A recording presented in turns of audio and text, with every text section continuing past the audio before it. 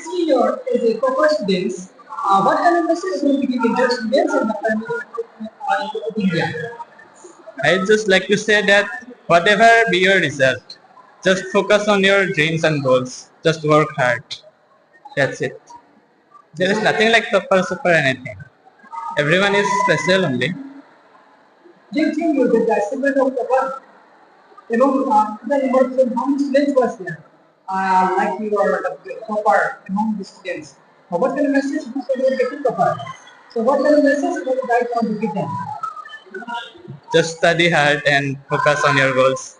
That is the only thing I'd like to do. Do you think you will be the topper in your life? Do you expect it earlier or unfortunately you get the topper later? But Unfortunately you achieve or you are thinking that you will be the topper? no, I was not thinking actually about anything like I will become like topper or something like I have to achieve this much percentage only. I just worked.